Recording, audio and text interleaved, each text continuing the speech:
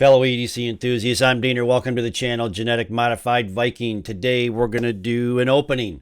Not an unboxing, but just an opening of an iconic design, iconic knife from an iconic manufacturer, Spyderco.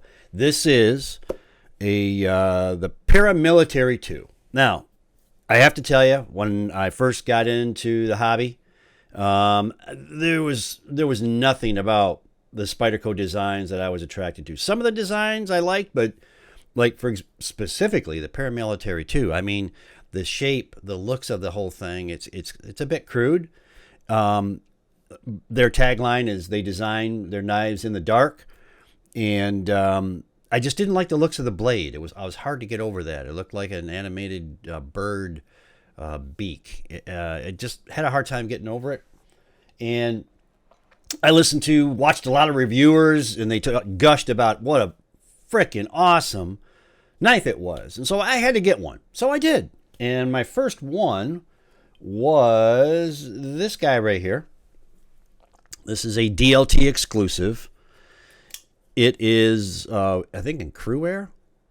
Yeah, CPM crew wear with the blurple. Or actually, this would be the purple. Yeah, this is the purple G10 scales. So this is my first knife. This is my user. And so at any rate, this video is going to be kind of a little bit of a rant. And just to kind of bring light to something here. What Spyderco is doing right. But at some point, we got to kind of call it out a little bit. So, but what this one is, this is the most recent release. This is the Spyderco Paramilitary 2 in 15V, and I think it was released like a couple months ago. It's a sprint run. They keep releasing small batches of them to various retailers. And if you don't know anything about the 15V, this was in collaboration with Sean Houston and the Big Brown Bear. Now, I've watched several of his videos. That guy really knows his stuff. I mean, I respect him completely. In terms of what he knows about blade steels and heat treat and sharpening and so on and so forth. But this is a huge, look at the size of that packet. Holy jeez, it weighs almost as much as a knife. But anyway, here it is, the 15V, Paramilitary 2. And it's a little bit about the Paramilitary 2. It's been around since 2010. And what they did is they put a specific bushing pivoting system in here to make it more of a glassy, smoother opening compared to their other designs, and there is no question about it. I mean, it's an incredible action. I mean, it's just glassy smooth. And at any rate, this is it. And that's it. You know, and this is the rant part. I see a lot of reviewers, and they do an unboxing and they roll this thing out, and it's a design. It's 13 years old. I mean, and to Spyderco's credit, they've been able to really figure out the magic plan to continue to sell these things. It worked on me. And what I mean by worked on me is you see these reviewers and they get the one design. There's an exclusive with different retailers, and it triggers the collecting mentality of this hobby. And I got involved in wanting to pick up a PM2 with all the different blade steels, not necessarily all the different scales. But if there was an exclusive, I wanted it. I wanted to pick it up. But when you really stop to think about it, it's a PM2. That's it. It's a PM2. And I'm not knocking the design. It is a fantastic design.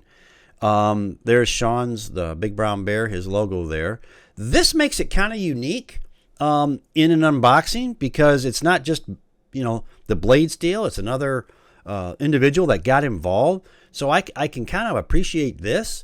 However, let's be honest, guys. When someone does an unboxing of a PM2, it's a damn PM2. I've got several of them, and they all look alike. You have different colors. You have different blade steels. And that's kind of it. And there's more. But my point is this. One, Benchmade could really benefit from what Spyderco is doing. Benchmade plays games with, a little bit of the materials, different colors. Big deal. And to get all excited about a different color is absolutely ridiculous. You need to take it to another level, which that's what Spyderco has done, and it is working. But we also need to be honest. It's a PM2. That's it. It's a great design. It's 13 years old. I think, and I've got more of these. I've got duplicates back here that when I jumped on the bandwagon, the PM2, and I have to be honest, when I bought the first one and I started using it, that's this one right here, I was amazed. It does. It feels great. It's a great knife. It's not quite as slicey as some other knives. However, it performs awesome. Where Spyderco really shines is in their blade steels.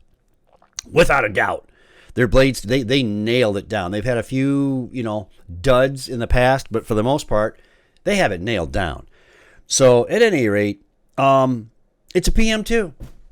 I'm not going to gush over it. I'm not going to go into anything other than the fact that I got a new PM2 to add to my collection. Are there other ones I'd like to add? Yeah, but you know what? The reality is there's so many good knives out there. Really, really good knives. Well designed. And I think there's like 75 different PM2s at this point. Do the math. That's a lot of camoles, man. I don't know that it's worth it to buy anymore. So I got caught up in it.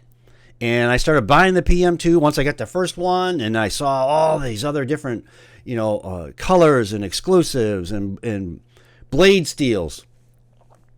I'm gonna bow out. I bought this one with the 15V, and the reality is, unless you're doing a cut test or a performance test of the blade steels, there's not much exciting about this, guys. It's a great knife. I'm not taking that away from it. But to roll it out on an unboxing and to sit there and gush over it and get all excited about it, I think it's kind of self-induced for content, to be honest with you. It's a bit critical, but I think I have a point. So at any rate, there it is. And again, I don't hate the knife. I love the knife. It's a great knife. But how many do you need? And I got caught up in it, and I'm going to be selling some of these off. And prior to selling any off, I'm going to be doing a cut test. And these two guys right here, that is this one, which is my user. This is the crew wear. And I think I'm going to include the S90V. At any rate, we'll do the crew wear and the 15V. And I think this one actually is the S90V. No, that's the S110V. At any rate, I'm going to do a cut test. That seems to be really the only content worthwhile as it relates to the PM2. Or the other content that's worthwhile is if you're swapping out the scales. That's worthwhile. The new designs and scales. Think about it. Why wouldn't Spyderco kind of jump on the bandwagon there? Kind of do what Chris Reeve does. Now, I don't like some of the scale designs that Chris Reeve does. They're horrid. They're old school. I mean, my grandfather wouldn't even carry them. And that's old. So maybe Spyderco can look into that. I don't know. But at any rate, it's to the point now where the only content, in my opinion, worth covering on a PM2 is when there's a blade steel and you do a cut test. Other than that, big deal. The one other one that I have, where is it? I didn't put it in here. Hold on. Is blade type. Now, certainly, blade steel is kind of rendered itself to the point where it's boring. It's not boring, but in terms of unboxing, in terms of content, that's where it gets boring. But this one here, this is a one that I picked up just because of the Wharncliffe. That would be something to unbox. Even though the Wharncliffe is Spyderco hasn't been doing it that long, this is worth an unboxing. In terms of the others, yeah, I really don't know that it's a worthwhile unboxing. You want to do a cut test, do a cut test, but not an unboxing. They're all the same, just different colors. The blade steel, if you're going to gush about a blade steel, do it where you're showing the performance of the blade steel. So that's what we're going to do. At any rate, that's my rant. I'll put this in the collection. I will be selling some of these off in the future. I'm not sure which ones at this point. Some of the exclusives I might keep, like the Smoky Mountain Knife Works, the red lava flow. They had 3 of those. They had the red, they had the green, and then they had the blue. I almost bought those, and I'm glad now I didn't. Because again, it's a PM2. Everybody's heard of it. Everybody's aware of it. And enough said on that. So at any rate, that's my rant. Please comment below about PM2. If I'm on base, if I'm off base, please tell me if I'm off base. And like, subscribe, follow me on Instagram. I'll be putting together some photos of the PM2s before I sell them off, just to kind of get an array kind of a deal. So that's that. Until the next one, this is Diener, signing out.